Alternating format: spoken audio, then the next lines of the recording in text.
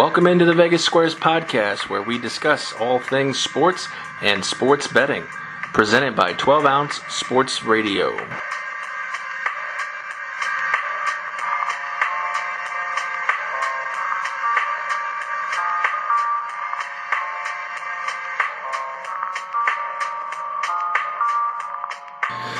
All right, yes, and welcome into a special edition of the Vegas Squares podcast. We are here on our brand new time slot, Thursdays at 7 p.m. Eastern, 4 p.m. Pacific. We are looking to be a staple on your... We're going to be the number one radio show on 12 Ounce Sports Radio that airs 7 p.m. Easterns on Thursdays. That's the goal. Seems legit, I feel like we have an upper hand in that. I believe so as well. So I think we should reach out to the powers that be at 12 Ounce and let them know that our sole goal for the next 6 weeks is to be the number one show on 12 Ounce Sports Radio that airs Thursdays at 7 p.m. I like it. It's good to have a goal. It is. It's definitely reachable. So I think it is. Anyways, well, welcome into the program. We are sponsored by 12 Ounce Sports Radio. We are sponsored by VGK Pop Sockets. And we are also sponsored by the guys over at ChaiPoker.com, who actually have a charity tournament coming up in December, again at the South Point Hotel and Casino. As soon as we get more information, we will pass that along. So if you're in the area, in the neighborhood, in Vegas during the month of December, the early part of December, make sure you come over and play the charity tournament. Yeah, I'm looking forward to joining that again as well. Yeah, and I don't know if many of you know that there has been one charity poker tournament at the South Point Hotel for Chai Poker, and there has been one member of this panel or this studio or this team of misfits who has won that tournament. Token, would you like to enlighten them on who is the inaugural and only winner of the South Point Charity Tournament for Chai Poker? I believe it's the guy that's sitting across the desk from me. It is me. I did win that poker tournament, yes.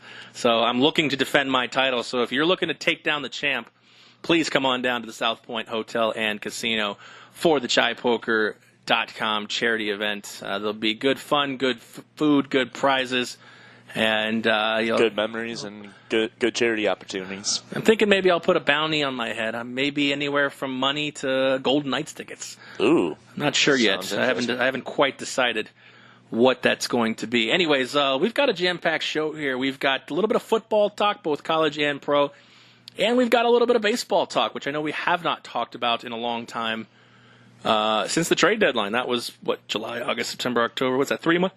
3 months ago. Yep. So Chris the Commish Moon will be on later in the show to talk about his picks for the MLB postseason, and I know he's got a bunch of futures bets in place. So, yeah, just a few. So, anyways, let's dive in. Let's talk NFL right now while it's fresh. And the hot topic of the weekend was, obviously, other than the games, Leveon Bell has made it known that he intends to sign his tender and report Week 7 during the Pittsburgh Steelers bye week. Yeah, that's definitely the hottest thing in NFL this week as of right now. Yeah, that's a strong take there, Token. If you're the Steelers, you still looking to trade him? Possibly. It depends what they can get, and if they can get a piece that they're looking for right now, and not trading him within the division or conference. Yeah, that's not hurt them. Well, conference maybe. The division's definitely not happening. Like, I know that there's been rumors that the Browns are interested. Yeah, they're not going to put him on the Cleveland Browns and let him terrorize them twice a year for the next 5-6 years. Yeah, that's just. But that'd be a bonehead move by the Steelers at that point. A couple teams that have surfaced are the Texans, the Eagles, the Patriots. Always, every time somebody of any kind of value is made available. We saw it with Josh Gordon just a couple weeks ago. Yeah, you can never count out the Patriots with acquiring new assets. Oh, yeah, especially assets that can still produce on the football field. Yeah. What's been your initial take in kind of all this? I've kind of had a little bit of a seesaw effect with Le'Veon Bell. My initial thoughts were, hey, look, man, $14.5 million to protect you're giving that up to protect your value. I just don't see it. You're walking away from guaranteed money in hopes of future potential money being on the table. I still believe that this holdout, I believe it will hurt him less by coming back now because we are prisoners of the moment, and I believe that so are GMs too in some aspect of that. If he'd have stayed out the whole season, I think that would have hurt his actual value. Somebody's going to pay this guy. I think he's done with the Steelers. But somebody's going to pay this guy. I just don't think it's going to be the number that he's looking for. And I think part of that has to do with what he's done so far and his character issues. Yeah, it's definitely for a guy that hasn't played a snap of the regular season, let alone of the whole season. He's starting headlines, making statements, both bold and not so smart. Do you see him being a Steeler this year or with some other team? It's a good question. I think, honestly, we've played 4 weeks, correct? Yes. And the Pittsburgh Steelers are 1-2-1. Yes, that is correct. Okay, so if Leveon reports week 7, which is a bye week before they play the Cleveland Browns, if they're 1-4-1, I think they flip them and get started to get prepared for the next season. Because there's two teams right now, both 3-1, the Bengals and the Ravens, who look like far superior teams than the Pittsburgh Steelers right now. Yes. If you're 1-4-1 and you feel like you're going to lose Leveon Bell, which I think is 99.9% the case. Yes. I think you get something for him. You go and you get a second-round pick and a good starter, or if you can get a first, just get a first. Yeah. Look for the future, not just completely being a complete loss of losing him. I mean, I'm looking at teams. Okay, the Patriots. Okay, they're probably down to give up draft picks. They got no problem with that. Yeah. But if you're really looking for a player, I mean, what's a player on the Patriots they're willing to give up? I mean, I know that Belichick his basic motto is everyone's available except 12. Yeah. I mean, could they flip Josh Gordon for Le'Veon Bell? Maybe, but I don't think Pittsburgh wants him. No, I don't think Pittsburgh would be interested in Gordon. They tried to trade Gronkowski to Detroit. Yeah. Could they try to trade him to the Pittsburgh Steelers? Could be a possibility. And he might retire at halftime, though. Well, if he gets traded and retires, is that his fault? Oh, is that his fault? No. I mean, the Texans, another team. I mean, what are they going to give up? Are they going to give up Jadeveon Clowney? No. They're not giving up Hopkins. They're not giving up Watson. No. Pittsburgh doesn't want Will Fuller. Yeah. I mean, you're not giving up Whitney Merciless. He's too old. J.J. Watt's too injury prone, although it'd be cool to see him on the other side of his brother. Yeah. In Pittsburgh. That'd be pretty sweet, yeah. When you talk about wanting a good player, I mean, first of all, you have to get inside Pittsburgh's head and kind of say, what's a good player to them? I mean, let's look at what they need. Ben Roethlisberger's aging. Mm-hmm. They drafted Mason Rudolph to play successor. Problem solved. They need a running back if Le'Veon Bell leaves. Let's face it, James Conner, he's a C running back at best. Yeah, he doesn't look like the future for them. No, but he does look like a guy who, if you paired him with another quality running back, could be a nice two-headed tandem. So let's put that on the back burner. Wide receiver, you got AB and you got Juju and you got this guy James Washington. Mm-hmm. Looks like a pretty good, formidable three-headed monster right now. Offensive line's fine overall. The defense. Yes. The defense needs help. Yes. So I would think they would lean more towards defense, go running back in the draft. But, I guess you could say Lamar Miller. I don't think Pittsburgh would take Lamar Miller, but let's flip over to, Philly. Mm-hmm. Would Pittsburgh take Jay Ajayi? The guy's always hurt. I don't think it'd be worth it to them to take Ajayi.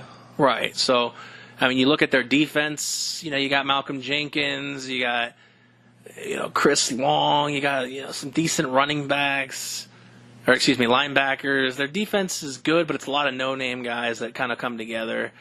Ronald Darby, maybe. I just don't know who that player is. And again, this may not be what they end up, settling for. But right now, the word out of Pittsburgh camp has been second round and a good player. So that's just the tough. I mean, Khalil Mack went for 2 first-rounders. Mm-hmm. Stuff like that. Can Le'Veon Bell fetch 2 first-rounders? Probably not, because his position's a little more interchangeable, even though he is number 1 or 2 at that position in terms of value, and I think he carries more value than a lot more skill position players. Yes. That are making more than him. Odell Beckham Jr. Yes. But I'm looking. I mean, like I said, like okay, so then I would love, honestly. I mean, I've had a love-hate relationship, except hold the love with Stephon Gilmore in New England. If Pittsburgh was willing to take Stephon Gilmore for Le'Veon Bell and somehow they could find the cap space, I'd be fucking ecstatic. But I don't think he's the guy either. So you look at, okay, let's look at the Jets. The Jets have been another team that's rumored. There ain't nobody good on their team. No. I mean, who do you take? Short of Sam Darnold, I mean, who do you want? I don't think anybody had that. Their next best skilled, or their next best position of talent is wide receiver. Well, Pittsburgh's okay with on that. Yeah, they got 3 deep of. Again, we talked about it, Brown, Smith-Schuster, and Washington. I just don't know. Jamal Adams, maybe? Pretty good safety. I mean, are the Jets willing to get rid of him in exchange for Le'Veon Bell? Or maybe one of their deep cornerbacks or something. They just don't have any cornerbacks. I mean,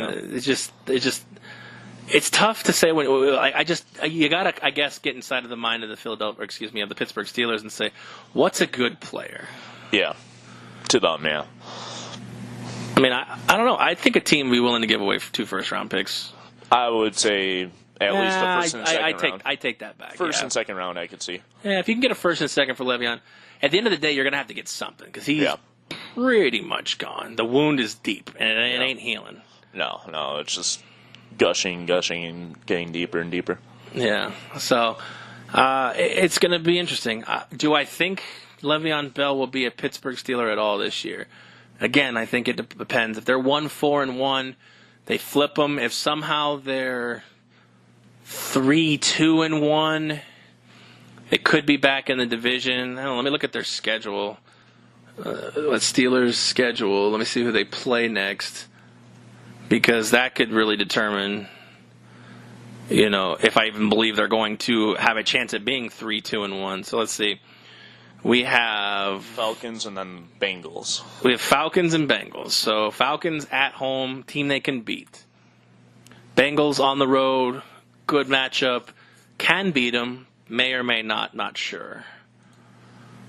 I mean, even if they're 2-3-1, I still think they're behind the 8 ball. Yeah, it just depends who they can beat in the next couple games, because you got, after the Falcons, 3 divisional games coming up. You got the Bengals, Browns, and then the Ravens. Right, but at that point in time, after the Bengal game, you got to really make a decision on Le'Veon Bell. Yeah. Yeah, if they somehow lose to the Falcons but beat the Bengals, then that opens up.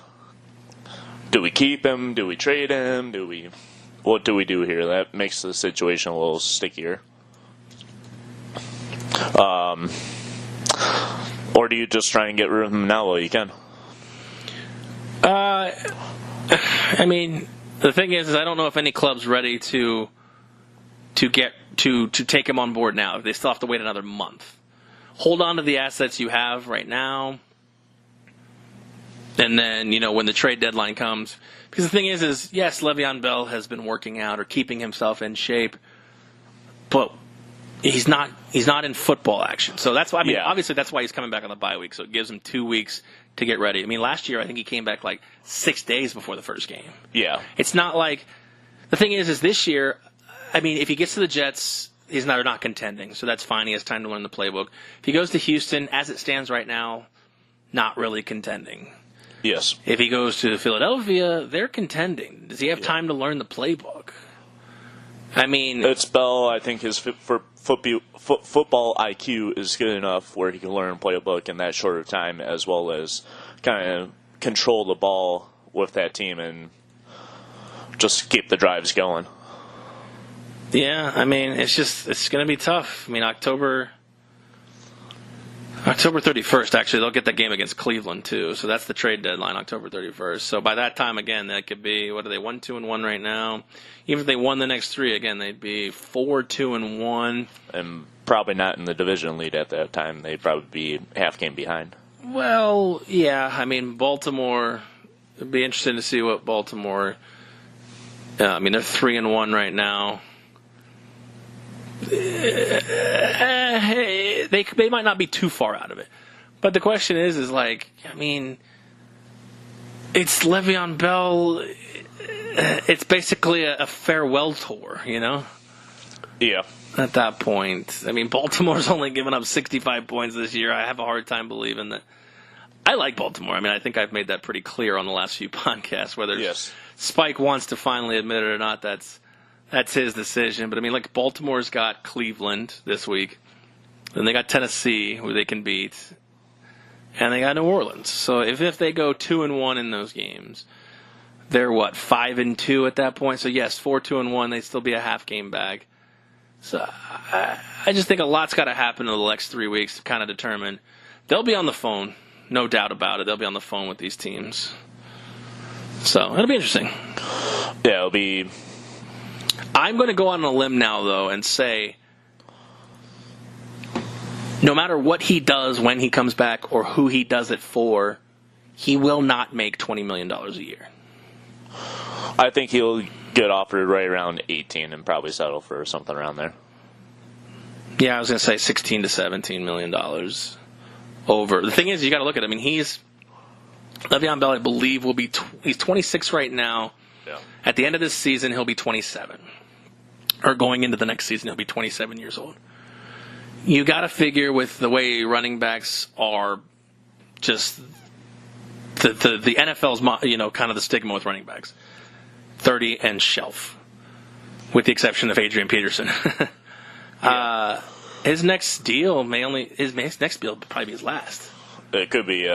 I mean, you're thinking of a term probably right around 3.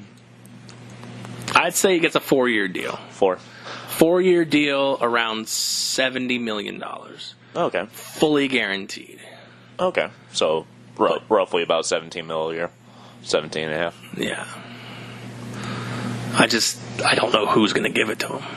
Yeah. Not a lot of teams with that kind of salary cap space right now. No. Colts, Buccaneers. Buccaneers just drafted a guy in the second round. Not saying that you wouldn't, take Le'Veon Bell, but yeah. Mm-hmm. But you got Le'Veon Bell, but then maybe next year the Tampa Bay Buccaneers are developing a new quarterback because they're done with Jameis. I'm surprised that they're starting him this week, at least from what I heard. Yeah, I still believe Fitzpatrick should start. However, I understand why Jameis is starting. It's because he's your number 1 pick 4 years ago. And, would you rather go down with the number 1 pick on that ship, or would you rather go down with, look, we went with a journeyman quarterback who we know can regress to the mean? Because I don't think Fitz has really done it. That first half against Pittsburgh, 2 of the interceptions, I've said it before, they weren't his fault. No, absolutely not. And I don't think he played terribly against Chicago. They just got crushed. That defense is so bad. I know. But Cutter and these guys drafted Jameis Winston number 1. You're going to go down with that ship. I get it. Yeah. And I'm a Florida State guy, and I'm rooting for Jameis, and I'm a Bucs fan, and I'm rooting for Jameis, and I'm rooting for the Bucs. But whoever you put back there doesn't have the ability to score 30 points a game, and that defense is fucking atrocious. Yes, yeah, just all around it's like Swiss cheese almost. Not almost, it's Swiss cheese. Yeah, I mean, it's just, it's going to be an interesting situation down there in Tampa, too. But, shuck, how about the Bears, dude? I don't want to, toot a fantasy horn, because honestly, me and fantasy is like a bad beat story in poker. I don't want to hear it. Yeah. But everybody gave me shit. And I was like, I really want the Bears. This is before the Khalil Mack trade. Oh, yeah. I really want the Bears defense. Everybody's like, what? And I'm like, they're a defense that no one's going to draft. You really could wait till almost the last round or two to get them. Mm-hmm. And they were top 10 last year. Yes. So I drafted them. And then they fucking got Khalil Mack. I was like, fucking A, dude. So anyways, but yeah, the Bears, I mean, fucking, that's the thing. We're talking about the Bucs. They made Mitch Trubisky look like a Hall of Famer. Yeah. Yeah. Oh, man. I don't know. Hey, if you're Dallas right now, and Dez Bryant came out and said, hey, I want to play for Dallas again, no chance, right? Nah, there's a chance, but... I say 0% chance. But, they're going to probably give him nothing. Well, he says he's preferred to sign with the Cowboys, the team that released him. Well, yeah, we know who the team that released you are. But he's like, I'd rather be with the Cowboys than another team. I get that. Well, maybe you should have fucking thought before you ran your fucking mouth. Yeah. I think the Cowboys do miss him, but is he worth the headache? I mean, well, I think he's finally realized, because honestly, I don't believe anybody offered him anything. No, I think he met with a few teams. They kicked the tires, but they probably thought around what they wanted to offer him. And he said probably what he wanted to make, and that pretty much ended that conversation with every team. Well, entering this week, the Cowboys are 30th in passing. And what do we say? We got Allen Hurns, you got Cole Beasley, you got that Michael Gallup. It just doesn't scare anybody. No. And I've always been kind of a critic of wide receivers in the sense of I almost feel like you can plug and play guys. I mean, look at Baltimore. Plug and play Michael Crabtree and John Brown. Michael Crabtree is not quite at the cusp of being a journeyman, but I mean, this is his third team in his career. John Brown was a deep threat in Arizona, couldn't stay healthy. But this may be a situation where you can't plug and play. You bring in a guy, you swallow your pride, which Jerry's not going to do. No. But you swallow your pride and bring in a guy what are they, 2-2 at this point, correct me if I'm wrong. I believe that is right. They are 2-2 after just beating your boys.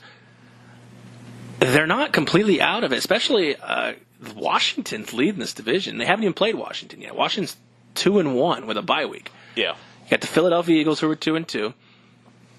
You have Dallas who's 2-2, and you have the Giants who are 1-3. Mm-hmm. So they're still in this despite all of the struggles they have on offense passing the ball. When Ezekiel Elliott leads your team in receiving, it's a problem. Yes. I'm not saying Ezekiel Elliott's a bad person, bad player, but your running back should rarely, if ever, lead your team in receiving. Yeah, unless maybe you're Le'Veon Bell, but with no wide receivers around. Yeah, but I mean, like, I can't see Jerry swallowing his pride in this one. No. How much would Bryant be willing to sign for? Probably not what they're willing to offer. Well, I would imagine they're willing to offer $1 or $2 million a year. Yeah. Max. I mean, he was set to earn 12.5. He ain't getting that. No. He ain't getting that anywhere. No, I don't even see him getting 4. The thing is, I can't remember the exact numbers, but I'm pretty sure Dallas wanted him to take like a $3 or $4 million pay cut. He could have still earned like $8.5 million. Yeah, which I thought was fair for after the downslide of his last year. But that's what I'm saying. He could be earning $8 million playing football right now, but he just couldn't shut the fuck up. Yeah. Yeah. And obviously, it's easy to speak in hindsight, but when you're that arrogant and you realize and you don't realize that you aren't the receiver you were before you signed a 5-year, $70 million deal. Hey, look, you're still making $8.5 million. You're still playing football. You're still a Dallas Cowboy. Life could be worse, and he's seeing right now that it is. Mm-hmm. So I don't know. So, anyways, let's talk about before we got Chris the Commish Moon coming on. Let's talk a little bit about the Heisman, and I don't believe this, but I guess the public believes it's pretty much Tagovailoa's to lose. Yeah, I mean, at this point in the season, I mean, the experts poll is giving him 7 out of the 10 first place votes. I mean, at this point in the season, still a lot can happen. Well, he hasn't played any tough competition yet. I mean, He was out in the first quarter against Louisiana Lafayette. Yeah. So, I don't think he can be the front runner just purely based on how much he's played. Yeah, I mean, He hasn't seen a fourth quarter yet. I think, honestly, I don't know. He's good. He's really good. He's really good, but, I mean, if he keeps this pace up against all the SEC competition. No, if he runs through SEC competition, I'd be surprised if he doesn't get it. Yeah. Oh, yeah, he's got to be. But, again, they still got LSU. Mm-hmm. They still got Auburn. And they still got an SEC title game, which will probably be against Georgia. Those are the 3 games I want to see. Mm-hmm. Me, personally, I love Will Grier and I like Kyler Murray. Oh, okay. In those exact order, as you said, is what I was thinking as well. And obviously I love Mackenzie Milton. But he won't get any love because the NCAA and the old guard loves to just shit all over UCF. Yes. Yeah. Even though they've won 17 in a row. If they win out this year, you think the committee still keeps them out? I mean, look at what's right now. If you had to lay 4 teams right now. Yeah.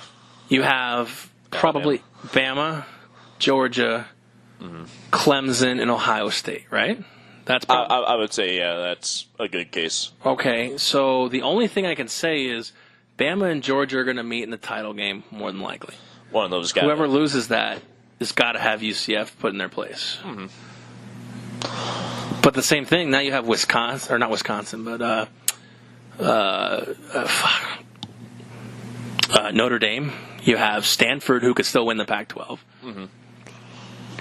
I mean, if they take Georgia out, all they have to do is put in another P5 team and say, well, they won the P5 conference. Well, this team's won. You know, last year I got all these detractors that said they've only done it for 1 year. They ran the table against the weak schedule. Let's see them do it again. All right, well, they're going to do it again if they do it again. I mean, they beat Pittsburgh. That's a Power 5 team. You can only play who's on your schedule. Yeah. And the thing is when they scheduled North Carolina, they scheduled them when they were a better team, I believe, when Trubisky was the when they were like 8-4 or something like that. Yeah, and now they're dumpster fire, and actually the game got canceled, so it may have been a blessing in disguise. Yeah. But, you know, hey, UCF's not afraid to pick up the phone and go, and especially, I mean, I don't know if Milton will play next year, but if he definitely plays next year, I think Josh Heupel and Danny White got to be on the phone. The problem is nobody wants to take him. Ohio State won't take him. Alabama won't take him. They're afraid. I get it. It's a no-win for these guys. And again, I know I've gotten off on a UCF tangent. That just happens with me. But, hey, pick up the phone. Danny White's calling. Yeah. He's got his best team in the last decade. You might as well try to maximize the value. Absolutely, yeah. I actually hope they run the table and stir up this playoff talk even more than what it was last year. But who knows? I mean, yeah, they always lean towards the P5 conferences and of course shit the bet on the weaker schools. It'll probably be Tua, but if not, I'd like to see Milton go to New York. That'd be cool. But they went from 5. They used to have 5 candidates now. The thing is, they only take candidates they believe are going to get a shot. It used to be about 5 because a lot more parity. Now it's just like, okay, you could probably just invite Tua and that's it at this point if he stays the course. Yeah, I mean, how it's sitting, yeah. But, I mean, Greer's a good candidate if Tua falls off as well as Murray. Murray's got a big one this week against Texas. Yeah, that's going to be a tough competition for him. That could make or break him.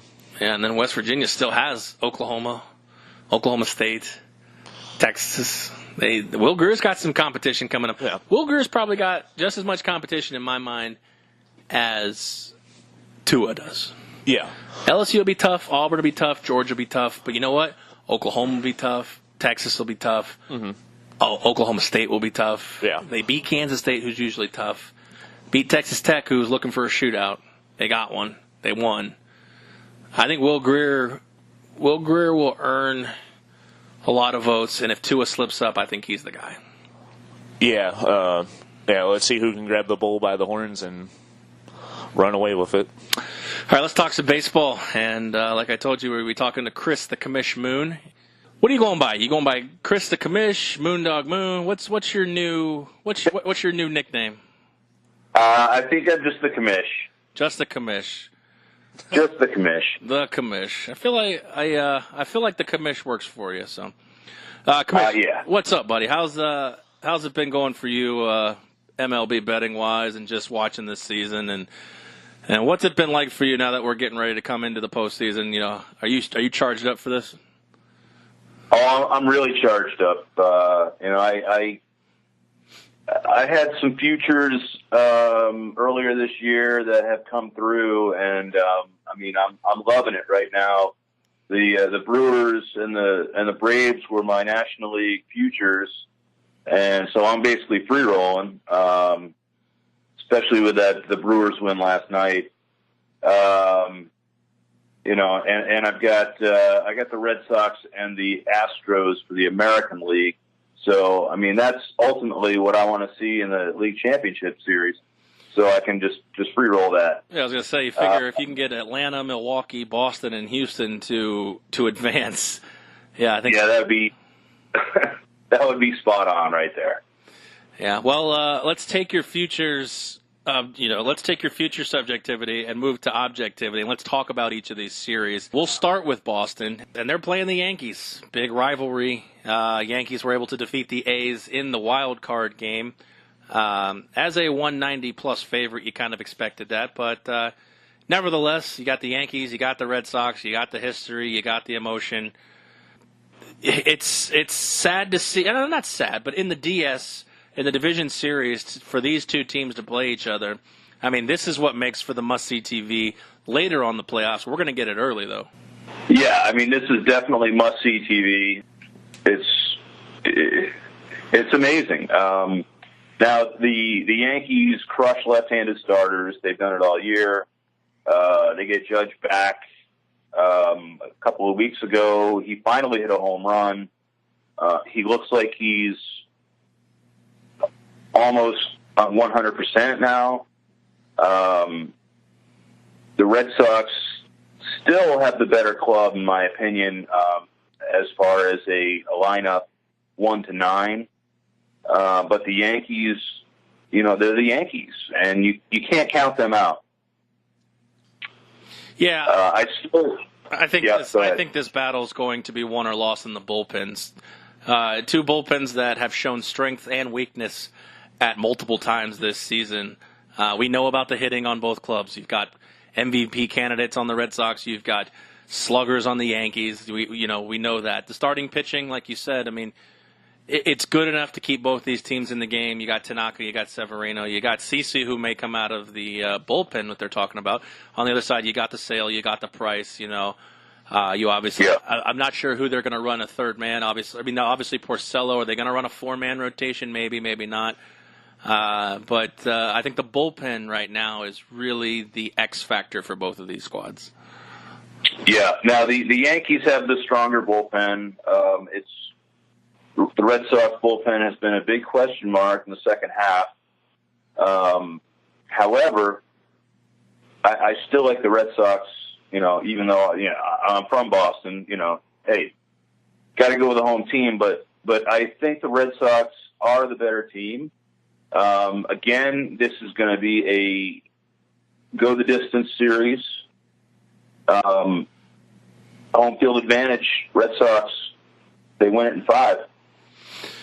Yeah, I wouldn't be shocked to see this go all the way, especially like you're saying. All right, let's stay in the American League, and another good matchup. You got the defending champ Houston Astros, and you have the Cleveland Indians, who, I mean, didn't really have to work that hard to win the Central this season. That's no disrespect to the Indians' play, but does any of that kind of I know they won't admit that they probably didn't try as hard as they had to, but being the 91-game winner that they are in the American League, that's almost kind of slacking off. I mean, you got the Houston Astros and the Red Sox who won over 100, and you have the A's who scrapped their way, and the Yankees who also were 100-game winners as well. It almost seems like Cleveland is the kid in your group that didn't do any work but showed up to class, the last day of the when the project is due and got the A. Yeah.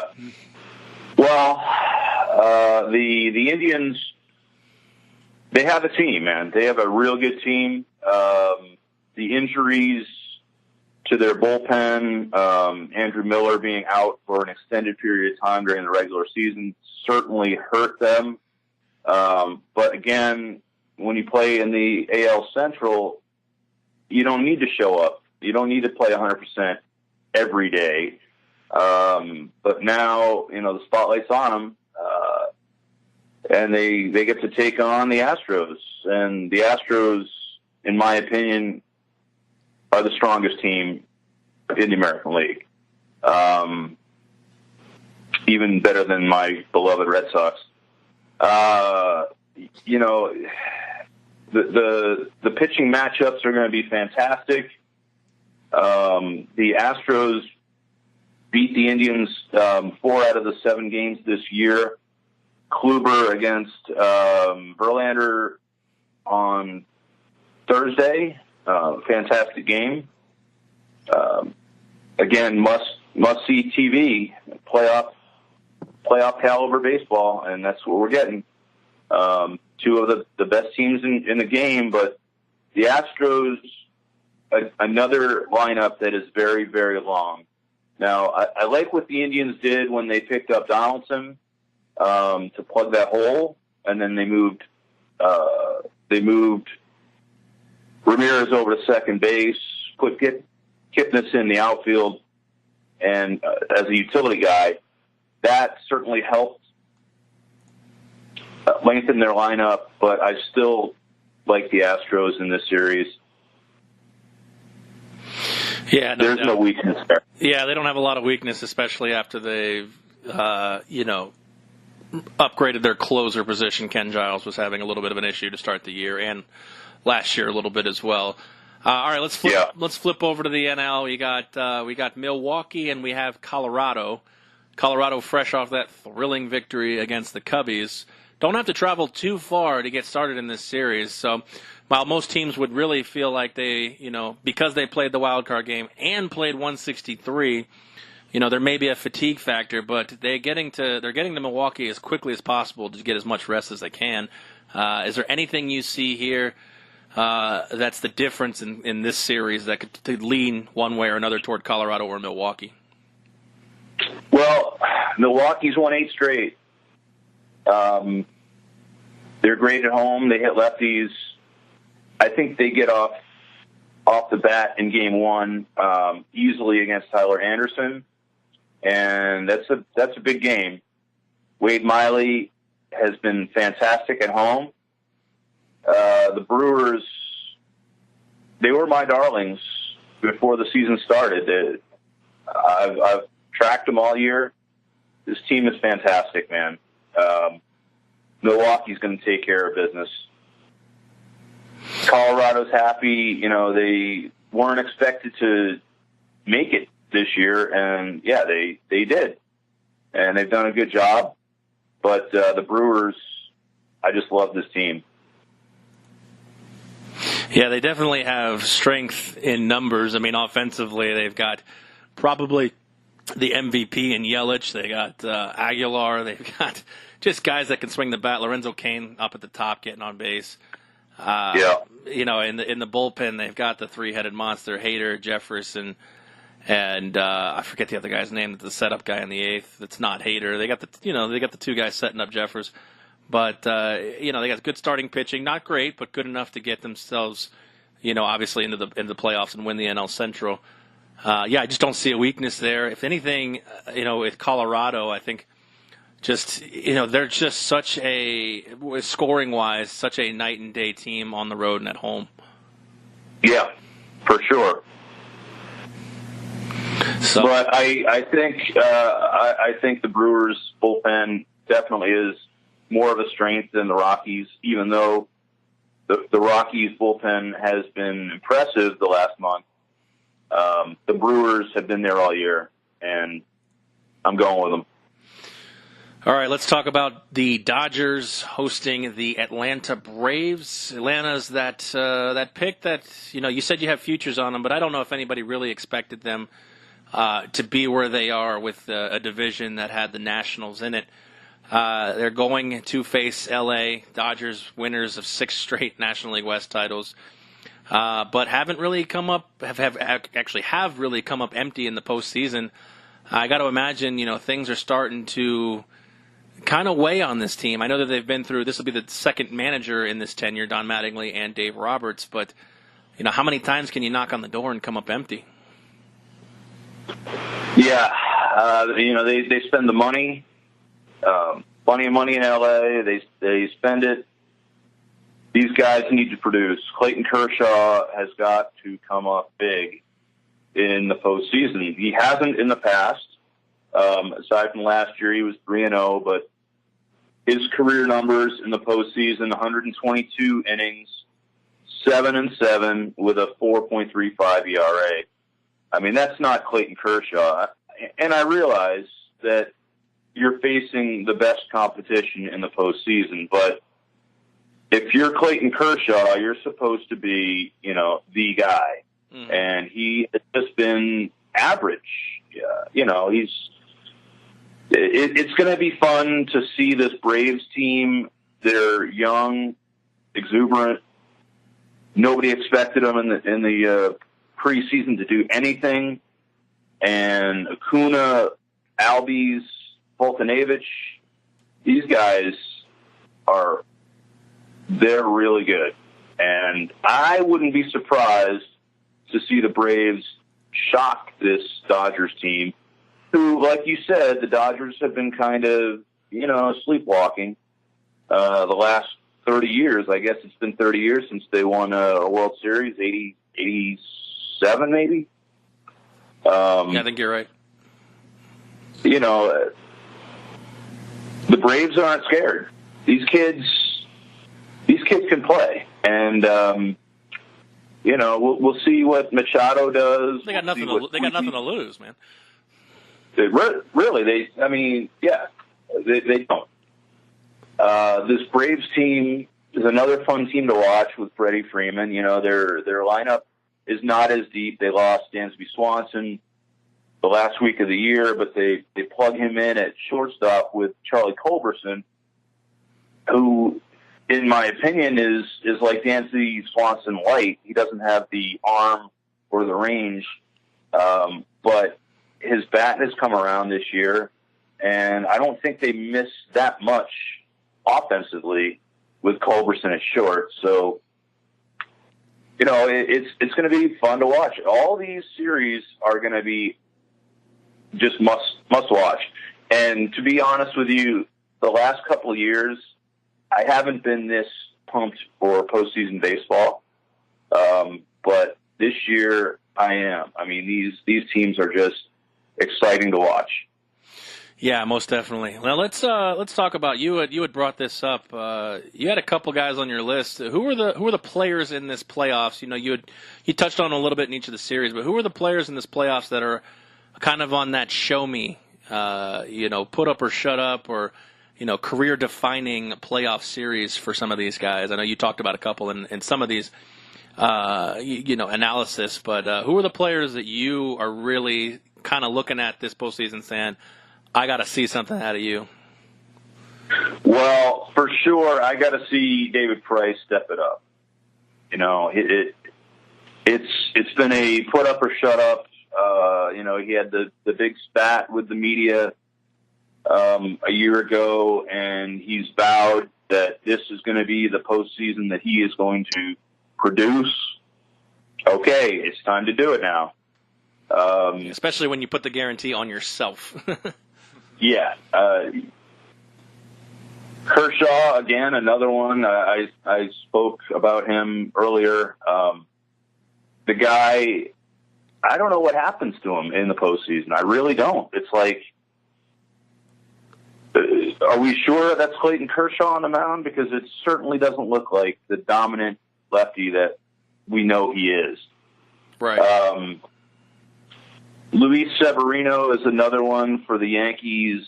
His postseason numbers, only 16 innings, but his ERA is 5.63. We'll see against this Red Sox offense if he can regain the first half form. I know his last three starts were very good, but the second half of the year he really struggled. So that's another guy that I'm looking to see, can you do it in the postseason? Mm-hmm. For the Astros,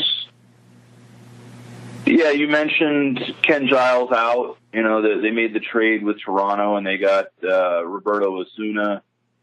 Osuna actually in the postseason has been amazing. 17 innings, a 1.04 ERA. Pretty impressive, but, this is the first time playing for the Astros in the postseason. The Astros, of course, the Major League champions, World Series champions last year, so maybe there's some added pressure on him. I think he's a sharp enough guy that he's going to figure it out. I mean, he's done it before, and I don't know that there's a lot of pressure on him because the Astros had this problem last year and they mixed and matched. That bullpen is so dynamic with Peacock and whoever else they want to throw out there, just in case. But yeah, for the Dodgers, I'd say it's Kershaw and Manny Machado, who is making his first appearance in the postseason with the Dodgers. Now, with the Orioles, he had 23 at-bats in the postseason, and he batted 174. Not going to get it done when you are, the man in the middle of that lineup. Especially when he's due for a big contract here coming up, too. Yeah, and he is showcasing himself for that huge contract. So that's who I'm looking at. Yeah, you touched on Osuna, coming back from that suspension. I feel like, potentially going to some of these cities, Cleveland, Boston, Los Angeles, talking about some cities that may not be too kind to the domestic violence allegations. And, granted, he only pitches an inning plus, but that inning could be pretty loud with a chorus of boos, no doubt about that. Yep. So, I think you nailed it on the head. Kershaw, Machado, Price, Sale's another one in my mind's. He's not there yet, but at the same time, he doesn't have the sample size. But another dominant regular season, then you get it starts to become Kershaw-esque, where, hey, what the hell happens to this guy all of a sudden when the calendar turns to the 10th month? It starts to get very concerning, and especially in Boston. You pay these guys all this money, and they perform very admirably in the regular season, and but Boston's at this stage. Red Sox Nation is at the stage where the postseason is now where they are judging you. Exactly. So, all right. Well, we will talk more when the second round, the ALCS and the NLCS get underway. But before that, let's go ahead and get your prediction before the games actually start. Who do you think is going to meet up and subsequently win the World Series? Well, I think it's going to be. It's going to be the Red Sox. It's going to be the Red Sox and the Brewers. Those are my teams. And I'm taking the Sox. All right. Sale. Go ahead. Sale and Price are going to come through. It's going to be Boston, and we're taking it down, baby. All right, there you go. Sox Brewers with the Sox prevailing. That is Chris the Commish Moon. You heard it here first. We'll break down once we get to the ALCS and NLCS. We'll bring Chris back on to talk some series prices and betting, especially when the stakes ramp up. I mean, the DS obviously is important, but once you get to the championship series, then we start getting into some seriously hard lines, especially with Vegas being able to set them. Chris, we thank you for your time. We're going to get you on next week to talk, hopefully, like you said, Boston, Houston, Atlanta, and Milwaukee. I know that's the dream preview for you. That is the dream. So, all right, Chris, we appreciate it, brother. All right, man. Until next time. Yeah. Peace. All right, cool. I'll talk to you. All right, man. Thanks. See you later. All right, and there you have it. You heard it first. Chris the Commish Moon basically stating, sounds like he's got a lot of futures in play, Token. Yeah, definitely from what I heard, it sounds like he's got almost everybody. He's got half the field at that point. Almost everybody at this point. Yeah, so let's close out our show talking a little baseball ourselves here, and we'll talk about our predictions. Yeah, Boston obviously is my team as well. I think they're strong top to bottom in the order. Pitching, you can't really go wrong lining up Porcello, Sale, and David Price. No, absolutely not. I mean, even though with their postseason struggles in the past, but, I mean, it's a new year, new postseason, new Red Sox team. Let's see what they can do. Yeah, I'm going to say the Red Sox advance in that one. Yeah. Houston and Cleveland. This one's tough. Cleveland, I feel like the fact that they really didn't have to play, half their schedule was against the AL Central. Yeah, which is pretty much Tigers, White Sox, Royals, and Twins. Yeah. And, so I actually feel like you said, another three-headed monster, Carrasco, Bauer, and Kluber. Bauer's not 100%, but you know what I mean? If Kluber and Carrasco are pitching lights out, there could be a shot where Cleveland could get this in 5 games as far as, Kluber wins, Carrasco wins, Bauer loses. Maybe Kluber loses and Carrasco wins, or if they get it in 4 games. I like Cleveland in this one. I do too as well. I think they have the stronger bullpen. Houston's been kind of struggling with the bats as of late, and I don't know. Well, Correa just coming back after a long injury. Houston just has kind of. I mean, they're good. I mean, like, you win 100 games. That's not a fluke. No, but, absolutely not. Yeah. I feel like you're right. I just don't. You can't go wrong picking either team. I'm going to take the dog with the series price. Yeah, I actually even like them in Game 1 if you listen to this before this gets posted. But how would they listen to this before it gets posted? I mean, anyways, I know what you're saying. Yeah. If you're hearing this before Game 1 goes off, which I think Game 1 goes off on Friday, so if you're listening to us on 12 ounce or on their website, you're going to be good. Atlanta and LA, I think, is the only game that will have happened by the time you hear this, so I'm not trying to speculate on. Well, Colorado and Milwaukee tomorrow too. Yeah, but I think we're on right now as they're playing. I believe that game's at 5. I believe that game's at 8. So I think that game actually will probably be starting up after this podcast. Oh yeah. So it's hard to record a podcast when the games haven't happened. Yeah. Atlanta and LA, I don't think Atlanta's ready. I think they'll get a game. I think it's 3-1 Dodgers. Seems like a fair pick on that, yeah. Yeah, and then you got Colorado and Milwaukee. I love both of these teams. I'm not a fan of either of these teams, but I like the way that they've played. Just, you got to love the Rocktober kind of thing. After watching that wild card game, that was fun to watch, even though it was a 2-1 game. Milwaukee's real fun to watch, too. Another team, just top to bottom, they seem maybe with that's tough. Maybe with Cleveland or they actually, I'll go on a limb and say they seem like the most complete team. Good, better than average starting pitching, great bullpen, good to great lineup. So I think LA advances into the NLCS and Milwaukee advances to the NLCS as well. My World Series teams, I'm going to say it's Boston and LA. Of course, I'm going with the Sox as well. The other one's a tough one. Screw it, I'm going to go with the Rockies. There you go. Yeah. Boston and the Rockies, rematch of the 2007 World Series when Boston swept the Rockies. Yeah. Rocktober did not work in 2007. We'll talk series prices, like I said, with Chris next week. And he's got Boston, Milwaukee. I got Boston, LA. You got Boston and Colorado. So I'm sure. A lot of people are in for Boston, yeah. Yeah, I think Boston seems like a complete team. Unless their bats go completely quiet, they're the best. They're the best see that happening, though. I mean, I just never. Postseason just changes things, It does, yeah. It really brings something else out. But you'll have to.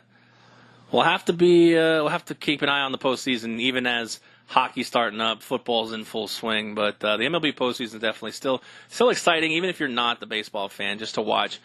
Each inning brings more and more pressure. So I don't know. That's my take on the MLB postseason. I know that the 162 games is a grind, but the postseason really makes up for it, in my opinion. Yeah, you're absolutely right about that, for sure.